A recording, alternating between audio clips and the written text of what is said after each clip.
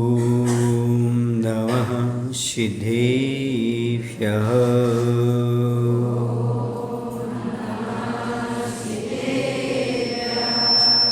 ॐ नमः सिद्धेभ्यः।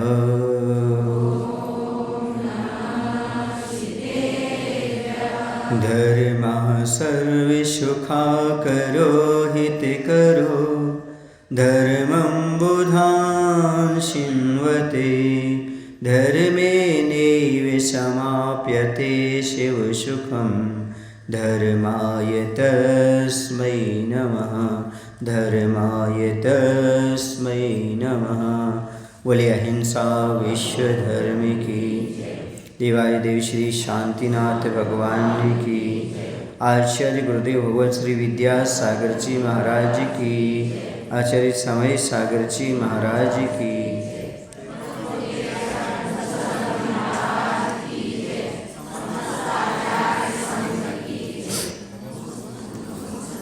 सूर्य उगता है, सुबह से लेकर के शाम तक अपनी यात्रा पूर्ण करता है। प्रत्येक व्यक्ति तक वह अपना प्रकाश प्रताप भेजता है। उसका प्रकाश और प्रताप प्रत्येक प्राणी के पास तक पहुंचता है।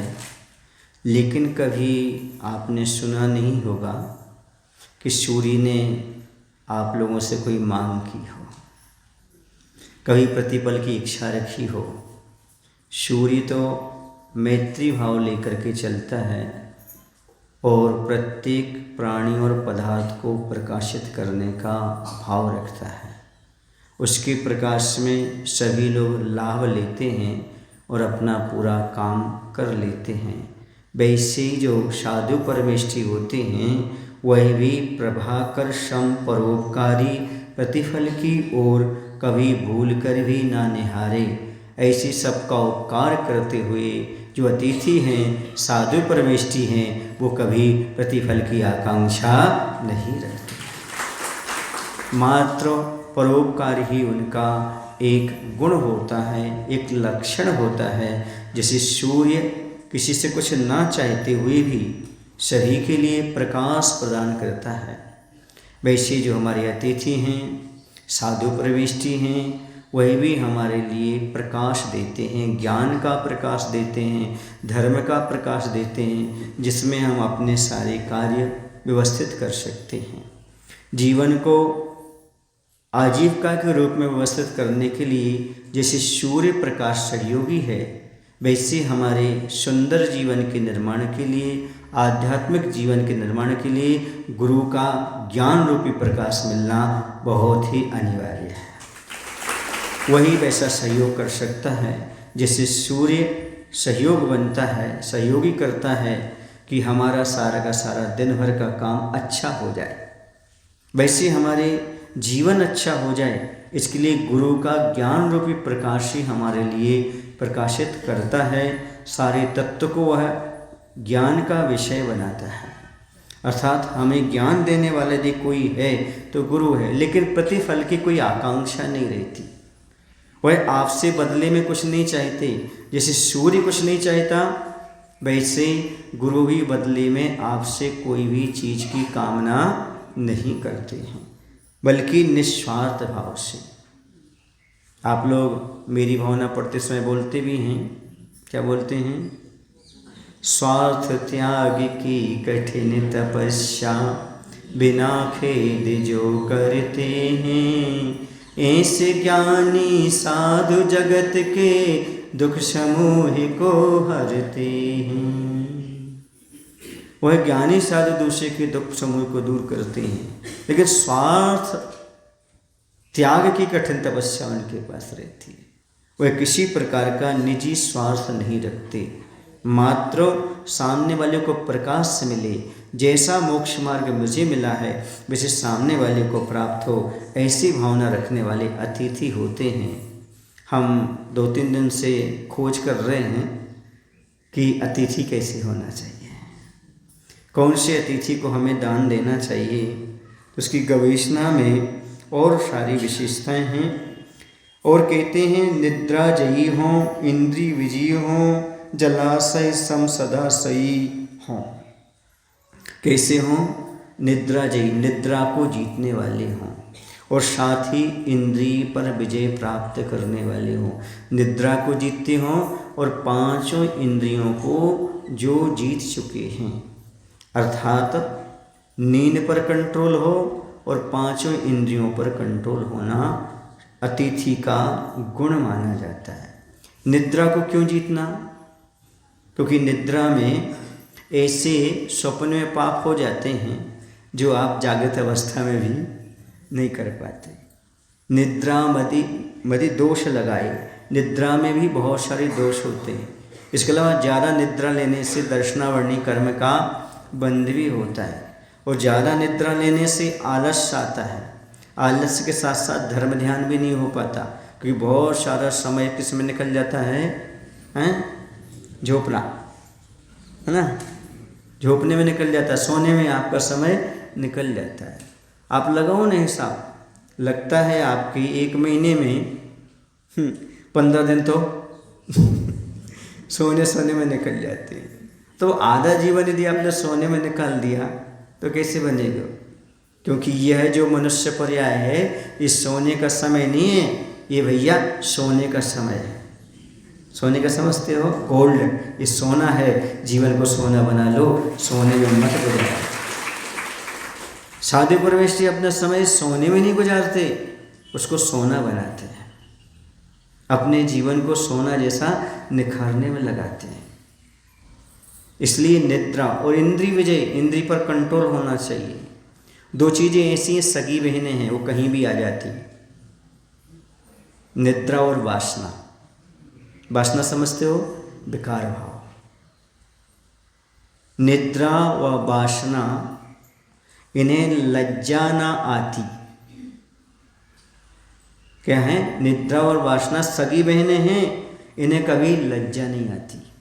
भरी सभा में आ सकती हैं, नींद भी और वासना भी।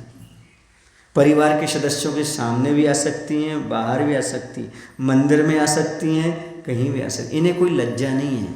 नींद कहीं भी आ जाती है, बोलो ना। और बुरी वासनाएं कहीं भी उत्पन्न हो जाती है। इसलिए इन पर जो कंट्रोल करने वाले होते हैं वही सच्चे साधक होते हैं।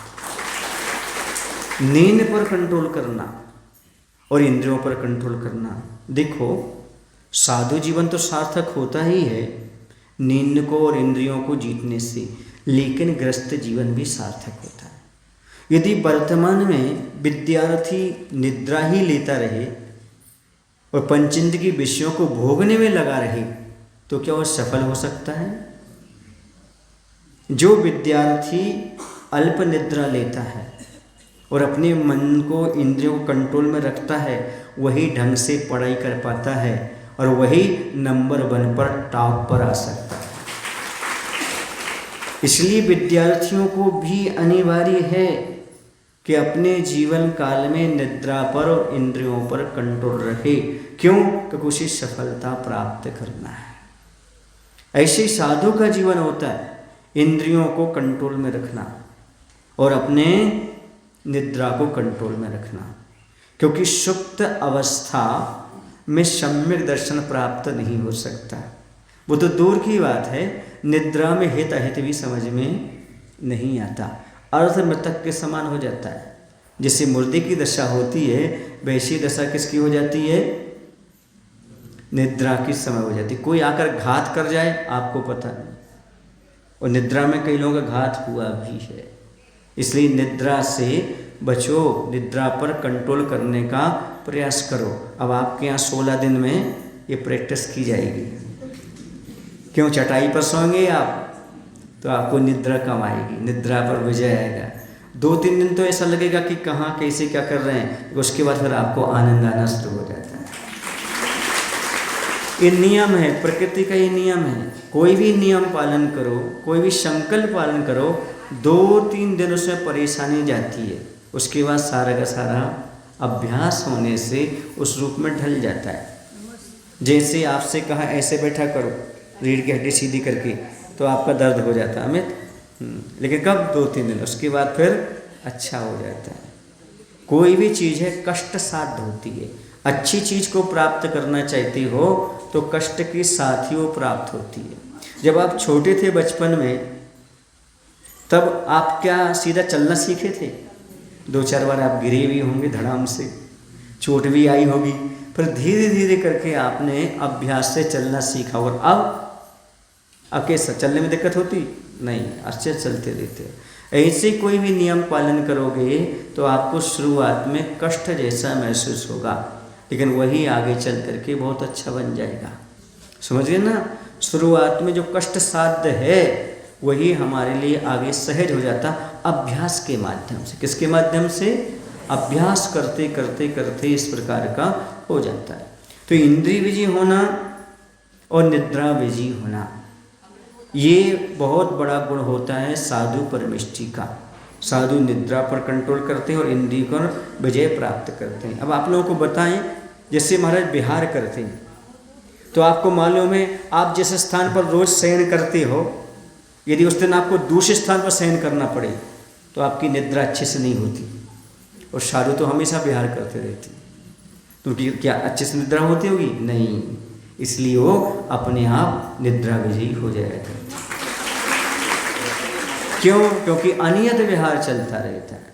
विहार करते करते कहीं रुकना, कहीं अनुकूल कक्ष मिलता भी है, अनुकूल स्थान मिलता है, नहीं मिलता, कहीं डांस मच्छर मिलते हैं, कहीं पर दुर्गंध मिलती है, सब उसके बावजूद भी उनकी निद्रा कैसी दूर हो जाती है?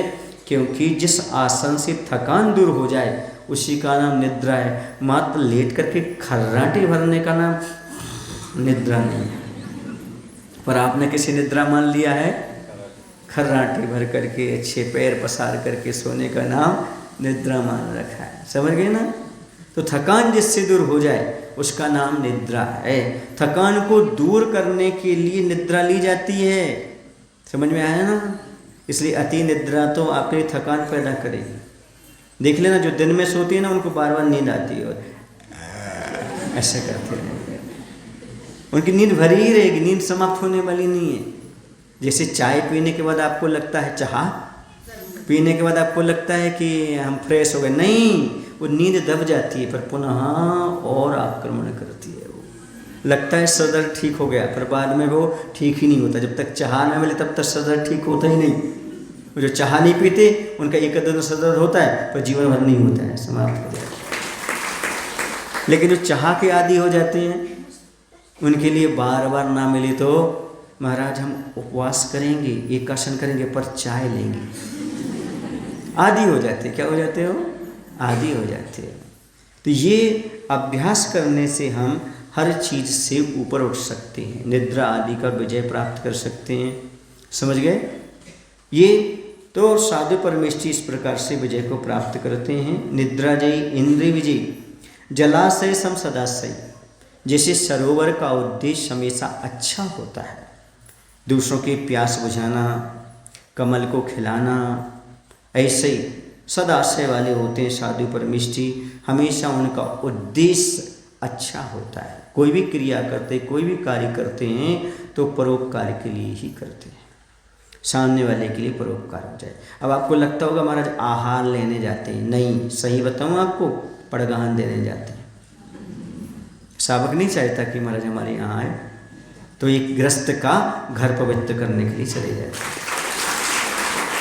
तो सदा उद्देश्य अच्छा निर्मल पवित्र रख करके चला करते हैं। इसके बाद मिताहारी हितमित भाषी, चिन्मय मणि के हों अभिलाषी। मित आहारी यानी अल्प आहार लेने वाले। अल्प आहार क्यों लिया जाता है? इसलिए ताकि निद्रा ना आए, आलस्य ना आए, आवश्यक अच्छे से पल सकें, सामयिक में नींद ना आए, स्वाध्याय में मन लगे, है ना। वो वैभव है ना, वैभव पूछ रहा था हमसे, महाराज जी जब देखो तब आप पढ़ते ही रहते हो, हम बैठे रहते काम भी करें कुछ तो आप पढ़ते रहते, थकते नहीं हो आप? हम लोग तो आधा पौन घंटे में थक ही जाते हैं। हमने कहा ये हमारे आहार पर भी डिपेंड करता है। किस पर करता है? यदि आप ज़्यादा आहार करोगे तो आप थक जाओगे, ये नियम है, क्योंकि आपके शरीर के लिए उतनी पचाने के लिए क्षमता चाहिए और एनर्जी खींचेगा वो भोजन। तो आप पढ़ने बैठोगे तो आपको आलस आएगा, और कम खाओगे तो आप पढ़ोगे तो आलस नहीं आएगा। इसलिए विद्यार्थी को भी ये बताया है, अल्पाहारी काक चेष्टा बको ध्यानम। क्या कहा?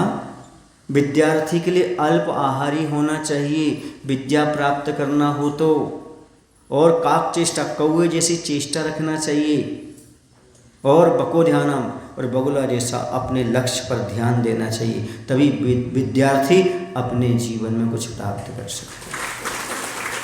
ज्ञान को प्राप्त करने के लिए भोजन कम करो। यदि आप ये भोजन कर लोगे तो ज्ञान का भोजन कब करोगे? ज्ञानामृत भी भोजन है। कौन सा? ज्ञानामृत। साधु ज्ञान रसोई बनावे, साधु ज्ञान रसोई बनावे, आप बनावे आप ही खावे, खात ना अघावे, साधु ज्ञान रसोई बनावे। साधु कौन सी रसोई बनाते हैं? ज्ञान की रसोई बनाते हैं, खुद बनाते हैं और खुद खाते, कभी नहीं अघाते। आप लोग तो खाने के बाद अघा जाते हैं, बहुत हो गया बस, लेकिन नहीं, साधु ज्ञान रसोई बनाते रहते हैं, खुद बनाते और खुद खाते हैं, और खाते खाते कभी अघाते नहीं, और अभागे आ जाएं आप जैसे उन्हें भी खिला देते हैं। खुद तो बनाएंगे, खुद खाएंगे, और आपको कौन सी रसोई? ज्ञान रसोई बनाते रहते हैं। तो क्यों? मित आहारी होने से। जो भूख से कम खाएगा वो ज्ञान प्राप्त करेगा, स्वास्थ्य प्राप्त करेगा, शरीर में तेज प्राप्त करेगा, और चेहरे पर प्रसन्नता रहेगी और चेहरा चमकता रहेगा। कम खाने के फायदे हैं ये। पेट से, भूख से कम खाने का अभ्यास करो, आपको भी बड़ा आनंद आएगा, आपको बहुत अच्छा लगेगा। आपको लगेगा कि महाराज जी हम तो खाली खाली से लग रहे हैं, हम तो स्वस्थ लग रहे हैं, हमारा शरीर भारी ही नहीं होता है, बड़ा आनंद आ रहा है। क्यों? क्योंकि आपने पेट को खाली रखा है, गैस को आने जाने का स्थान बनाकर रखा है। नहीं तो गैस चढ़ती है तो सिर दर्द करता, पेट दर्द करता, घुटने दर्द करते हैं। और यदि आपका एक भाग पेट का खाली रहता है तो ये सारे के सारे मेंटेन होते रहते हैं, आपके दर्द होते ही नहीं है। ऐसे में आचार्य ने लिखा है, आधा भोजन कीजिए, दुगना पानी पीव, तिगना श्रम चौगुनी हंसी, वर्ष 125 जीव। इसी मुख माटी में लिखा है, पहले निकल चुका उसका प्रकरण। क्या लिखा है? आधा भोजन कीजिए, आधा पेट भोजन से भरो, दुगना पानी पियो, जितना आपने भोजन किया है ना उससे दुगना पानी पी लो। जैसे आपने 2 रोटी खाई हैं तो उससे दुगना पहले पानी पी लो, सुन रहे ना? दुगना पानी पियो, तिगना श्रम और तिगना परिश्रम करो, 3 गुना परिश्रम, जितना खाया उससे गुना पानी पीना, उससे 3 गुना श्रम करना, और चौगुना हंसो। चौगुनी क्या होना चाहिए? हंसी होना चाहिए। फिर वर्ष 125 जीव, फिर 120 साल तक जियो, क्योंकि पंचम काल में इतनी आयु है। उत्कृष्ट आयु कितनी है? 120 वर्ष, इससे ज़्यादा है नहीं, तो वर्ष 125 जीव। समझ गए ना? ये सूत्र है दीर्घ जीवन का, आनंदमय जीवन व्यतीत करने का, ये तरीका है। समझ गए? हाँ, इसलिए पेट से क्या करना, थोड़ा सा कम नहीं, आधा ही, और उससे दुगना पानी। अब 16 कारण में ऐसा नहीं करना, एक बार खाना है तो फिर परेशानी हो जाए, शाम को खाना नहीं है तो अच्छे से खा लो, नहीं, पेट पानी मांगता है। क्या मांगता है? जितना भोजन उससे दुगना पानी पियोगे तो आकुलता नहीं होगी, और यदि आपने भोजन कर लिया, पानी नहीं पिया तो आकुलता होगी। आपने मुनि राजाओं को देखा होगा, बीच में पानी लेते कि नहीं लेते? क्यों? जितना भोजन उतना उससे दुगना पानी लेना जरूरी है। यदि स्वस्थ रहना चाहते हो तो, आवश्यक को अच्छे से पालना चाहते हो तो, प्रवचन में नींद ना आए, पूजन में आलस्य ना आए, प्रतिक्रमण अच्छे से हो जाए, इसके लिए भोजन अल्प ही लेना चाहिए। अल्प भोजन से बहुत सारे फायदे हैं, ज़्यादा भोजन से बहुत सारे नुकसान है। फायदा कुछ नहीं है, एक फायदा है, जीभ को अच्छा लगता है। किसको अच्छा लगता है? बाकी किसी को फायदा नहीं है, पर जीभ थोड़ी कुछ काम करती है। और जीभ तो कई बार परेशान हो जाती है, मन को अच्छा लगता है ना। चरपरा जीभ तो मना करती है, चटपटा मत लो, पर मन कहता है थोड़ा और लगाओ। ये मन, और मन खाता कुछ नहीं है। बोले मन कुछ खाता है, लेकिन चाहता सब है। मन दुनिया की सारी सामग्री चाहता है, लेकिन मन किसी सामग्री का भोग करता ही नहीं। देखो ना, देखने का काम आँखों का, सुनने का काम, बोलने का काम जिह्वा का, सूंघने का काम स्पर्श के, मन का करता है पट्टा, पर चाहता सब है। दुनिया की सारी चीज़ हमारे लिए मिल जाए। बोलो सही है ना? सोना कौन चाहता है, मन की पेट?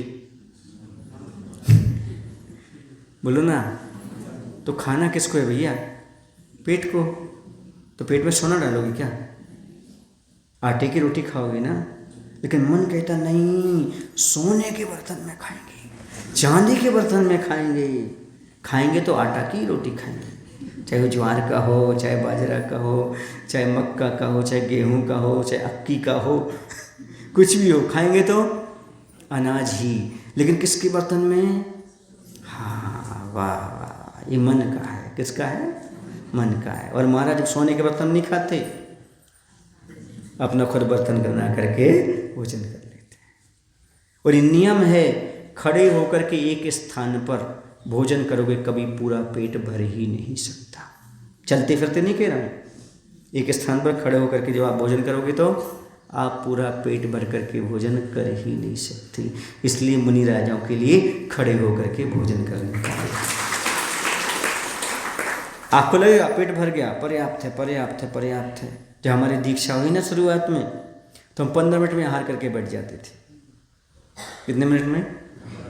हाँ, पेट भर गया, बैठ गए। लेकिन जैसे ही 2-3 बजते थे, फिर खाली लगने लगता था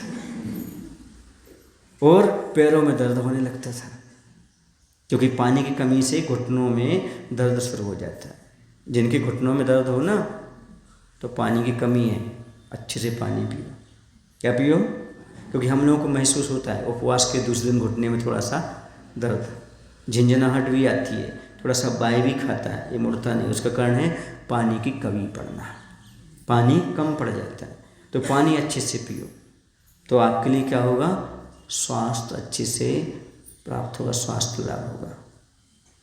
तो उस समय घुटनों में दर्द होने लगा। जब घुटनों में दर्द होने लगा तो मैंने आचार्य से कहा, आचार्य घुटनों में बड़ा दर्द होता है, पैर हमारे सीधे नहीं होते। तो आचार्य ने कहा था, आहार करके कितनी जल्दी आ जाते हो? हमने कहा 20-25 मिनट में। बोले क्यों? बोले पेट भर जाता है। आचार्य ऐसा पेट नहीं भरता, समझ, खड़े रहा करो, आराम आराम से 5-5 मिनट गैप करते करते करते आहार लो। जब आहार लेना शुरू किया अच्छे से, पानी, भोजन, घुटनों का दर्द समाप्त। किसका दर्द? घुटनों का दर्द समाप्त। जिन जिन व्यक्तियों को घुटनों का दर्द होता हो, वो धीरे धीरे एक एक घूंट घूंट सप सप करते हुए पानी को पिए और बहुत देर तक पानी पिए। पानी की कमी ना रखें, उनको घुटनों का दर्द अपने आप दूर हो जाएगा। और कभी घुटना मोड़ करके बैठे ना, ऐसे जमीन पर घुटने को ना टेकें, घुटना टेक ना बने, और घुटना टेक कर कहीं भगवान के दर्शन ना करें तो गवासन से बैठ के करें, ताकि आपके घुटनों में दर्द होगा ही नहीं। जो आपकी कटोरी होती घुटने की, वह घिस जाती है, आयल कम पड़ जाता है उसमें, समझ रहे हैं आप लोग? सो अभ्यास ऐसा करो कि पानी पर्याप्त शरीर में पहुंचता रहे। पानी जितना पर्याप्त आपका पहुंचेगा उतना अच्छा। और अभ्यास करो, रोज़ थोड़ा सी पैदल चला करो। पैदल चलने से कभी घुटने मोड़ करके भोजन मत किया करो, आलती पालती लगा करके भोजन किया करो, तो आपके पैर कैसे रहेंगे? ठीक। जो आप ऐसे कुर्सी पर बैठते हो ना, वो बैठना अच्छा नहीं। क्योंकि आमाशय पर जोर पड़ता है ऐसे बैठने पर, और आलती फालती लगा करके आमाशय पर जोर नहीं पड़ता, आंतों पर भी जोर नहीं पड़ता। आलती फालती समझते हो ना, जैसे बैठे हो ना ऐसे बैठ करके भोजन करो, समझ गए? बफे सिस्टम का त्याग करो, वरना घुटनों का दर्द ठीक होने वाला। और चलते फिरते भी मत करो, यदि खड़े होकर करना है तो मुनिराज बनो। तो अल्प आहार होना चाहिए। इसके बाद आता है हित मित भाषी। हित माने होता है जिसमें सबका भला हो, मित माने कम, थोड़ा बोलते हो और सबके लिए प्रिय लगे, सबका हित करने वाला हो, ऐसे वचन बोलने वाले हों। चिन्मय मणि के हों अभिलाषी। चिन्मय मणि समझते हैं आप लोग? आत्म तत्व, चैतन्य रत्न की इच्छा रखने वाले हों, और कोई रत्न न रखते हों, रत्नों की माला की चाय न रखते हों, सोना चांदी की ताबीज़ न रखते हों। समझ रहे आप लोग कि नहीं? पीछे कमंडल में सोने चांदी के क्या कहलाते वो पत्ते ना चढ़ के रखने की इच्छा रखते हों। समझ गए ना?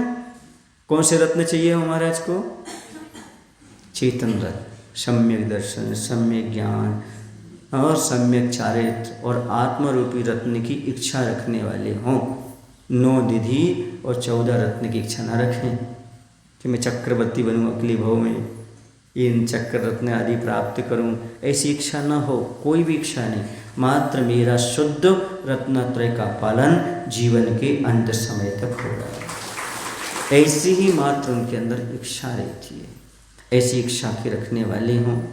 इसके साथ साथ निज दोषों के प्रक्षालन हेतु आत्मनिंदक हों, और पर निंदा करना तो दूर, पर निंदा सुनने को भी जिनके कान उत्सुक नहीं होते, मानो हों बहरे। हमेशा वह अपनी निंदा में लगे रहते हैं, अर्थात दिन में 3 बार प्रतिक्रमण करते हैं ताकि अपनी निंदा हो।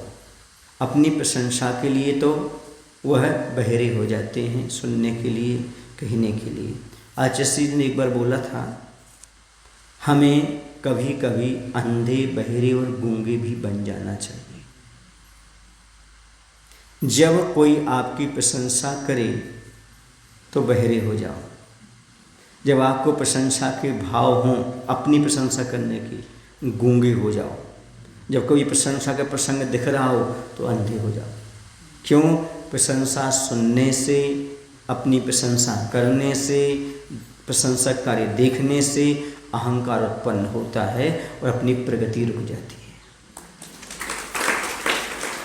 और इसी के साथ साथ जब दूसरे के दोष देखने के भाव हों तो अंधे हो जाओ। दूसरे के दोष दूसरे से कहने के भाव हों तो गूंगे हो जाओ। और जब दूसरे कोई आपकी दूसरे आकर के दूसरे की निंदा आपको सुना रहा हो उस समय बहरे हो जाओ, तुम्हारा संयम अच्छे से पलेगा। दूसरे के दोष देखने में, दूसरे के दोष कहने में और दूसरे के दोष सुनने में अंधे, गूंगे, बहरे होने वाले ही अपना आत्मकल्याण कर पाते हैं। हम दूसरे के दोष देख करके क्या प्राप्त करेंगे?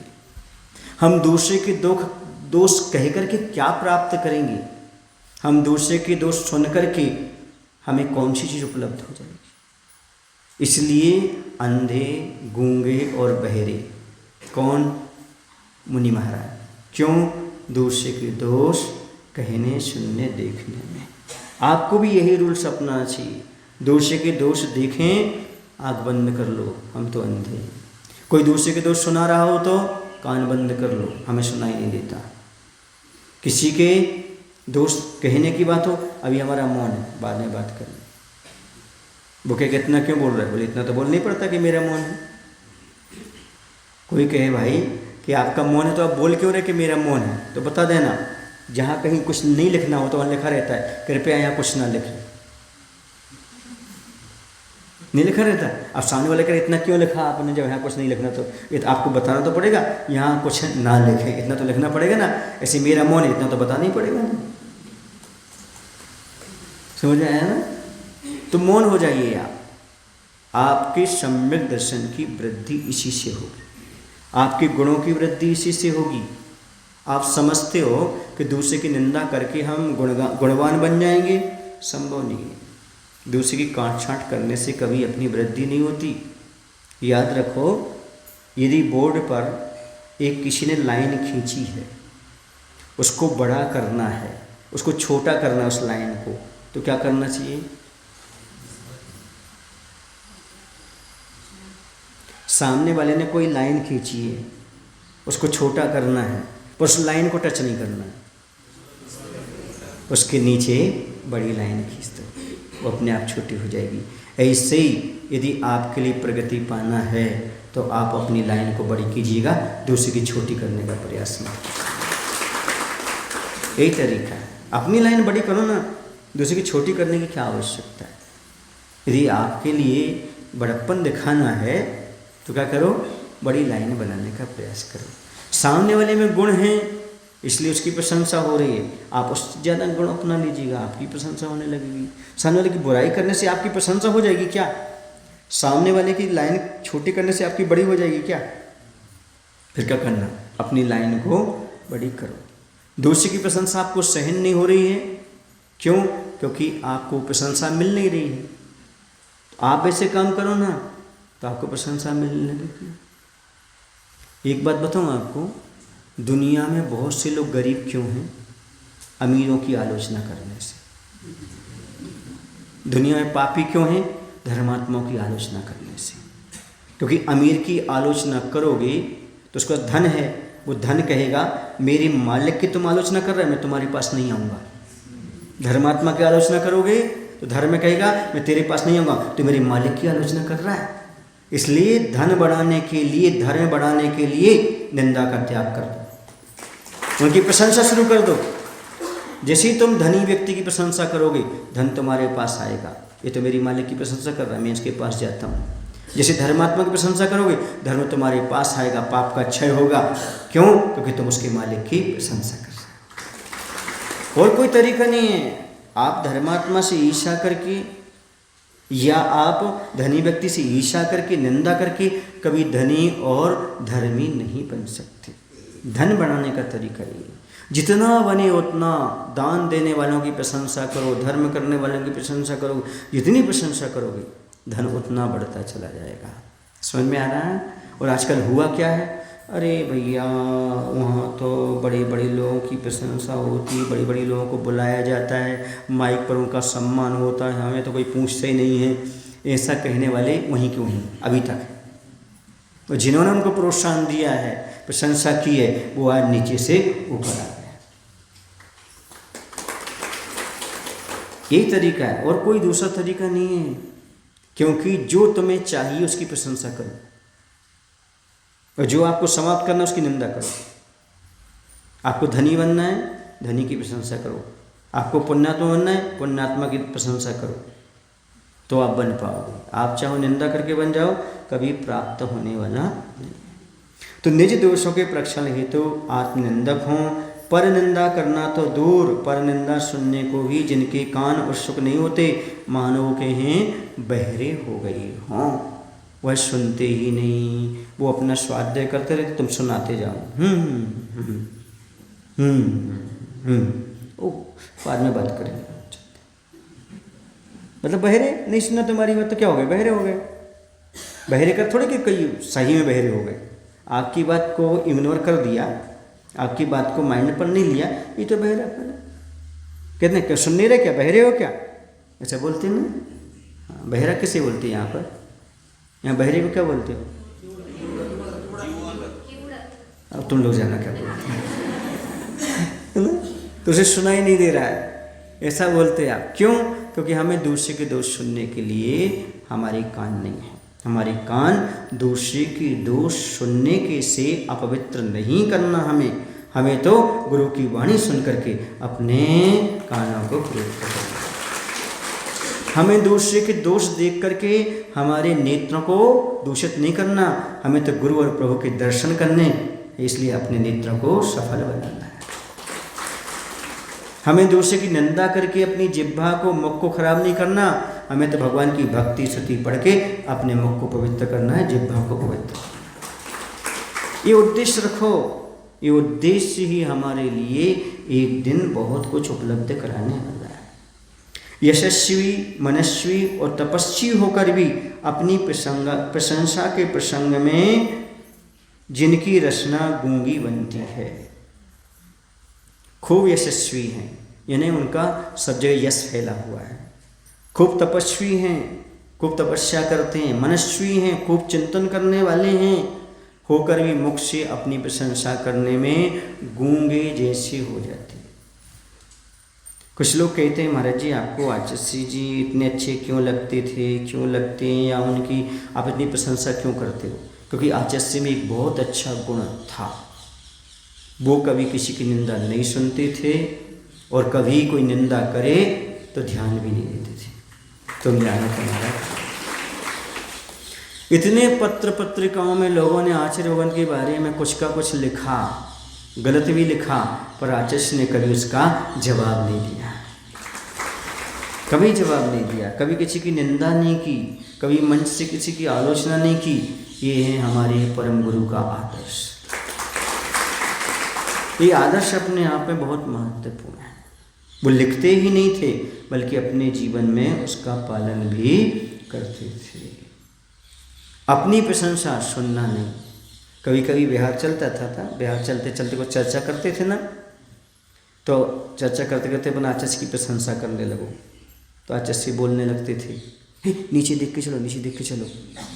अब अभी तक क्या देख के नहीं चल रहे थे, क्यों? ताकि तो हमारी प्रशंसा बंद कर दो। क्या कर दो? प्रशंसा बंद कर दो। इसलिए एक प्रसंग सुनाऊँ आपको।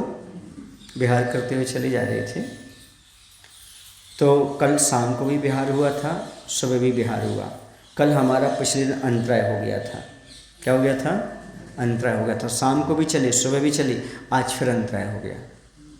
ठीक है ना? अब फिर बिहार करना है। तो आचार्य बोलते हैं कुंथो 12 किलोमीटर चलना है। कितना चलना है? सुबह डिसाइड हुआ था 8, अब कितना हो गया? 12 हो गया। ठीक है।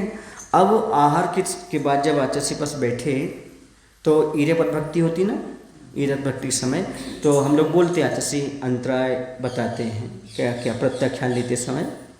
तो बहुत भीड़ थी, लोग आवाज़ कर रहे थे, तो मैंने बोला आचार्य अंतराय आया। आचार्य सोचा आहार ठीक हो गए, तो उन्होंने कुछ पूछा नहीं, वरना पूछते थे क्या आया, कितना आहार हुआ, कुछ भी नहीं पूछा। अच्छा नहीं लगा? क्यों नहीं लगा? कोई अपना व्यक्ति अपन से न पूछे तो थोड़ा अच्छा सा नहीं लगता। पर आचार्य ने उसको सुन नहीं पाया। क्या नहीं हुआ?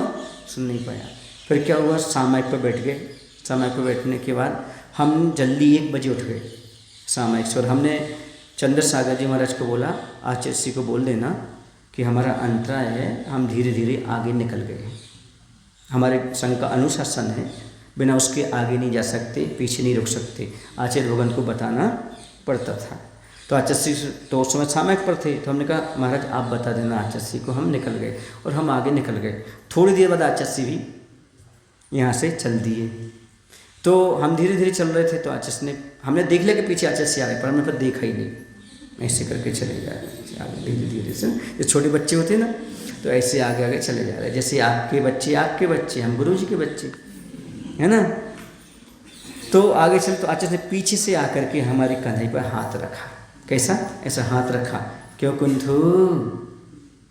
पहले उन्होंने पूछ लिया था रास्ते में चंद्र सागर से, क्यों ये कौन जा रहा है? कुंथू सागर जा रहा है। बोले क्यों? बोले उनको अंतराय है, वो कह के गए हैं कि आचार्य को बता देना, हम धीरे धीरे निकल रहे हैं। अच्छा अंतराय है, आपने सुना नहीं? वो गुस्सा हो गए।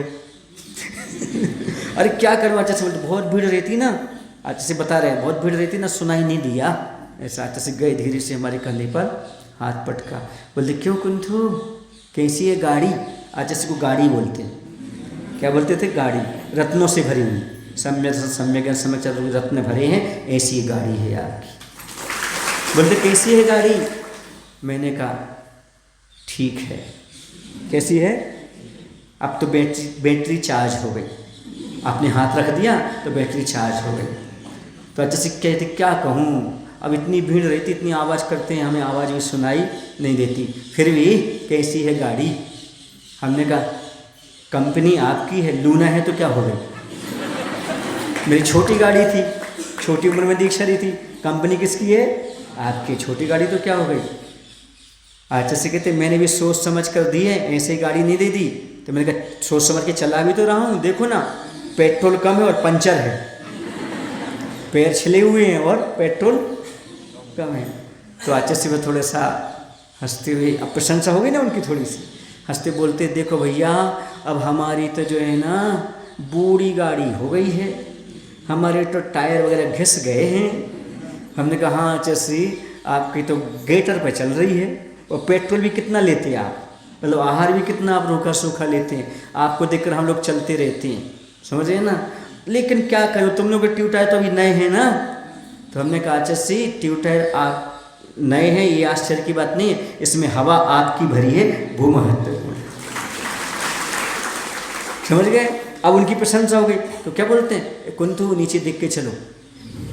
हम कह मैं तो नीचे देख के चलो, आपको प्रशंसा नहीं सुना तो मत सुनो, पर सबके सामने हमारी बेइज्जती मत करो। तो ऐसे हंसते हंसते समय निकलता था। ये है आचार्य भगवंत का वात्सल्य जो हमने प्राप्त किया। ऐसे शुद्ध उपयोग में रहने वाले भी ऐसे वात्सल्य देते चले जाते थे, प्रोत्साहन अपने आप बढ़ता जाता था, उनका आशीर्वाद मिलता था, बैटरी चार्ज होती चली जा रही। तो वो अपनी प्रशंसा नहीं सुन देते। मुख्य क्या बात कह रहा हूँ, जैसे प्रशंसा की बात आती तो क्या कहते नीचे देख कर चलो उपयोग यहाँ वहाँ मत ले जाओ, मतलब अपनी प्रशंसा सुनने में कैसे हो जाना, बहरे हो जाना। ये वो कह रहे अपनी प्रशंसा के समय अपने को क्या करना, इग्नोर करना, क्योंकि प्रशंसा से कुछ भी उपलब्ध नहीं होता। और कभी आपने देखा होगा, एक और मैं बहुत अच्छा आपको संस्मरण सुना दूँ, जब आचार्य की पूजन होती थी तब कभी अपने आचार्य के हाथ देखे, आचार्य ऐसा ऐसा करते थे, कैसे करते थे। और जब वो अर्घ्य चढ़ाते थे ना तो आचार्य ऐसा सर झुकाते थे। तो उनसे पूछा आचार्य हम लोग आपकी पूजन करते हैं, आप साथ में करते हो, और जैसे हम अर्घ्य चढ़ाते तो आप सर भी झुकाते हो।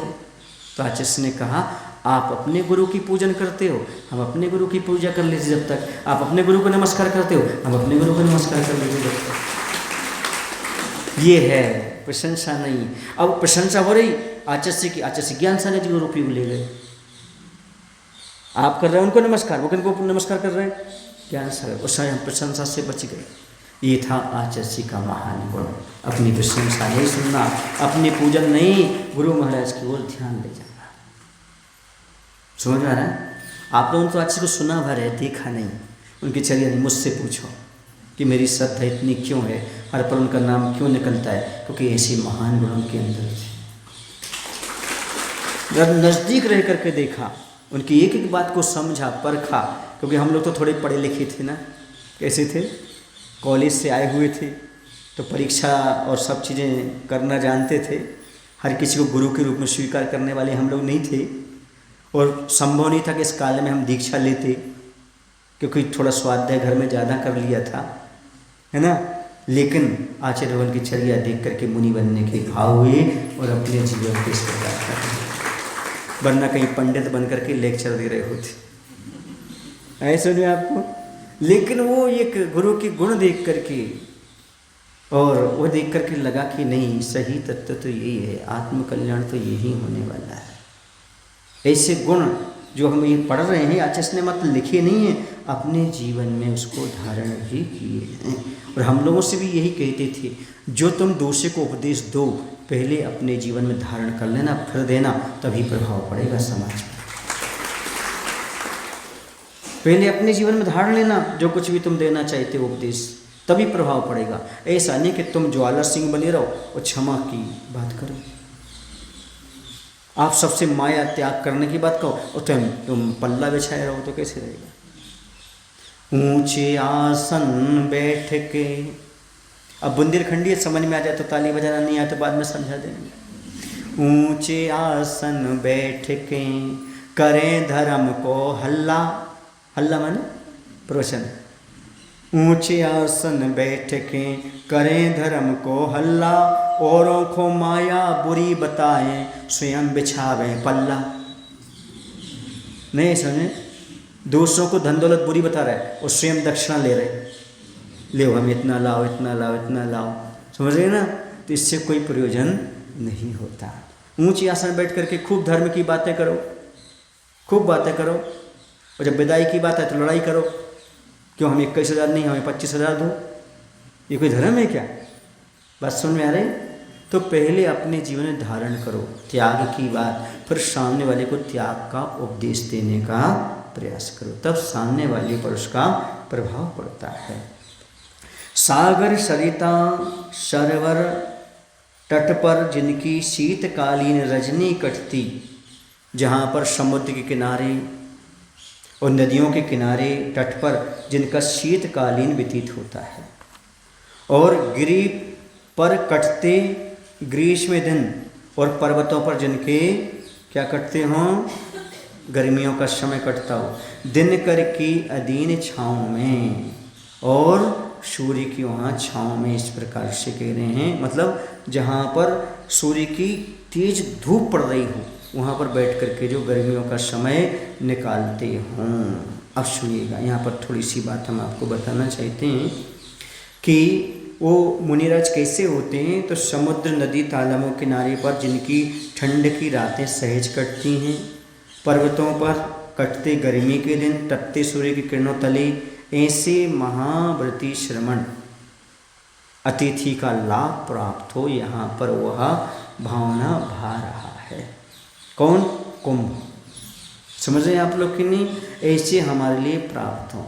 अब देखो आचार्य ने लिखा है कि ग्रीष्म काल में पर्वतों पर रहने वाले हों, शीतकाल में नदी किनारे रहने वाले हों, और वर्षा में वृक्षों के नीचे रहने। तो आचार्य ने ऐसे ही करते थे। गर्मियों में कुंडलपुर ले जाते थे। कुंडलपुर में कितना पहाड़ तपता है, 48 टेम्परेचर पहुंचता है वहाँ।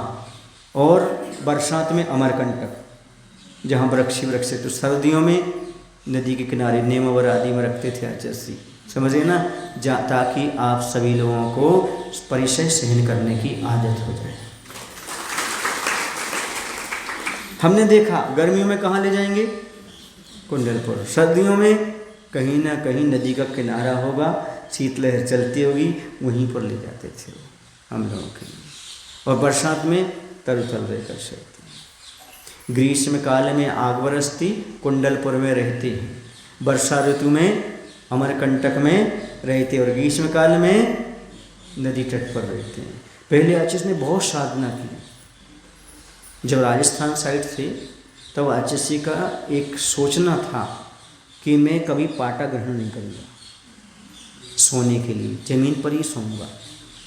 आचार्य क्या करते थे, केकड़ी आदि में राजस्थान में, वहाँ पर आहार करके 1 किलोमीटर दूर पहाड़ था, वहाँ पर 12 बजे चले जाते थे गर्मी में, और पहाड़ पर जा कर के पत्थरों की ओट में बैठा करते थे।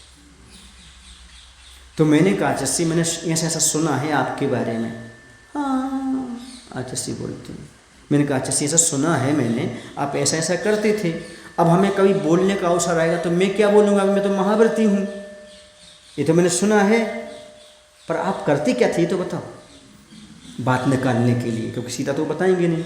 तो बोलते थे हाँ, वहाँ चले जाते थे पहाड़ पर और वहाँ पर बैठे रहते थे। हम क्या दिन भर क्या करते थे वहाँ? बोले पंचास्तिकाएँ, समय सार आदि का स्वाध्याय करते थे। तो हमने कहा शास्त्र कौन ले जाता था? तो हंसने लगे, बोले ये सब मुखाग्र थे, सब चीज़ें याद थी, वहाँ पर गाथाएँ निकाली, उसका चिंतन करते रहते थे, अंदर ही अंदर मनन चिंतन चलता। हमने कहा रात में क्या करते थे? कुछ नहीं, वहीं पहाड़ के उस साइड, नीचे साइड, वहाँ पर रेत पड़ी रहती थी और वहीं मुर्दे जलते रहते थे, और वहाँ एक नदी थी। तो वहाँ नदी तो सूखी रहती है, तो 10 बजे तक वो रेत गर्म रहती थी। कितने बजे तक? 10 बजे तक। उस 10 बजे के बाद उस रेत पर शयन करते थे। उस सुबह जंगल से होकर के आ जाते थे। पीछे और कमंडल, पत्थर, तेज धूप और रेत, ये आचार्य ने साधना की। सुन रहे हैं आप लोग? वो साधना, ये लोग कहते आचार्य का पुण्य है। पुण्य नहीं, इतना पुरुषार्थ किया उन्होंने, पुरुषार्थ से, संयम से, निर्वृत्ति से इतना पुण्य बढ़ा कि समेट के लिए। फिर आचार्य से बोले मेरा तो यही उद्देश्य था कि मैं हमेशा जमीन पर ही शयन करूँ, भूमि शयन। पर क्या था, ये पत्थर वगैरह लगते थे, तो डॉक्टर वैद्य बोलने लगे आपकी किडनी पर साइड इफेक्ट आ रहा है, इसलिए आप ज़मीन पर सोना बंद कर दीजिए, रेत में सोना बंद कर दीजिए, पत्थरों पर बैठना बंद कर दीजिए। पर उन्होंने सोचा दीर्घकालीन संयम पालना है, फिर पाठ स्वीकार किया। सुन रहे ना, पहले वो ऐसी भावना बनाकर चले थे, मैं ज़मीन पर ही रहूँगा। पर द्रव्य, क्षेत्र, काल, परिस्थितियाँ, संहनन, समझ गए ना, लेकिन उनकी भावना तो वही चतुर्थ कालचर्या की थी। भावना का अपने आप में बहुत महत्व होता है। तो ऐसी चर्या के धनी अपन सबको गुरु मिले, और आपका तो सौभाग्य है, उन्होंने इस सदलागा की भूमि पर जन्म लिया। आप लोग अभी आचस्य के बारे में 10% भी नहीं जानते। कितने परसेंट नहीं जानते? वक्त वक्त पर मैं आपको बताऊंगा कि आचस्य के अंदर कितनी कितनी अच्छी अच्छी भावनाएं, कितनी तपस्या की भावना, कैसा कैसा उनका जीवन था। अभी तो आप लोग ये जानते आचस्य बहुत महान आचार्य थे, वो बुंदेलखंड को प्रभावना के एक नहीं जानते हो। अभी आप उनके अंदर के भाव, उनके अंदर की जो धर्म के प्रति और प्रभावना के प्रति, निर्दोष चर्या के प्रति, जीव कल्याण के प्रति जो भावना थी, वो आपने कभी सुनी नहीं। भाई कभी आप उनके पास गए नहीं, आपको 5 मिनट उनका चिंतन व्यक्तिगत सुनने मिला नहीं। हम लोग तो सुबह सुबह पहुंच जाते थे, सुबह सुबह, और आचार्य जो रात में चिंतन करते थे सुबह, वो हम लोग को सुनाते थे कि ऐसा चिंतन इस प्रकार का, इस प्रकार का, ऐसा ऐसा। समझ में आ रहा ना? आज आपको मालूम है ना इतनी दृढ़ता क्यों है मुनिचर्या के प्रति। आज अकेले रह कर के भी साधना कैसे चलती है, और किसी प्रकार का कोई लेना देना क्यों नहीं? क्योंकि गुरु जी ने हमको कूट कूट करके ऐसा भरा है कि जिसकी कोई सीमा नहीं। कहीं भी चले जाओ, किसी परिस्थिति में चले जाओ, आपकी मुनिचर्या तो निर्दोष निभेगी, चलेगी, क्योंकि इतना तत्व आचार्य ने दे करके रखा है। चाहे तुम तमिलनाडु हुआ, चाहे कर्नाटक हुआ, चाहे बेंगलोर हुआ, चाहे कहीं घूम के आ जाओ, लेकिन तुम रहोगे वही जो मैंने तुम्हें बना के दिया था। तो आचार्य ने इतना सारा तत्व दिया, ये सारी बातें बताई 4 संसार में। जिसके पीछे दुनिया भाग रही है वो है क्या? शरीर, धन, दौलत, स्त्री, इसमें है क्या जिसके पीछे व्यक्ति पड़ा हुआ है? एक आत्म तत्व को जानो, उस आवश्यक को पालन करो, उस तत्व को जानने का प्रयास करो। इस शरीर से, इस परिवार से, इस धन से, इस दुनिया से ऊपर उठ करके जिंदगी जियो। उसका आनंद देवेंद्र, इंद्र, अहमेंद्र किसी को नहीं आता, चक्रवर्ती को भी नहीं आता। एकांत में रहने वाले मुनिराज को ध्यान के समय जो आनंद आता है वो इंद्र, नागेंद्र, धर्मेंद्र किसी को नहीं आता। क्यों? क्योंकि वह जो अतीन्द्रिय सुख है। कौन सा सुख है? अतीन्द्रिय सुख। ये सब संसार का इंद्रिय सुख है, पराधीन है। जो आत्मा का सुख अलग ही है, जो आप लोग 16 कारण में थोड़ा सा लेने का प्रयास करेंगे। हम आपको सुबह 6 बजे से, कल से शुरू हो जाएगा, कल सुबह 6 बजे से आपको कुछ तत्व मर्म देने का प्रयास करेंगे, ताकि आपका जीवन भी अच्छा, निर्मल और पवित्र बन सके। बोलिए महावीर भगवान की, आचार्य विद्यासागर जी महाराज की जय।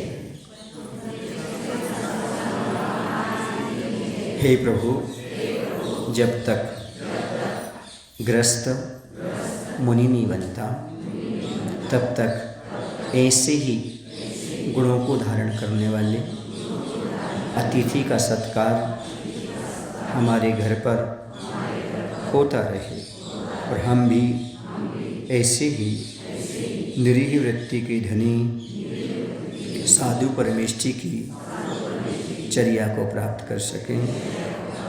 ऐसी शक्ति, ऐसी बुद्धि देने की कृपा करें। नमोस्तुते।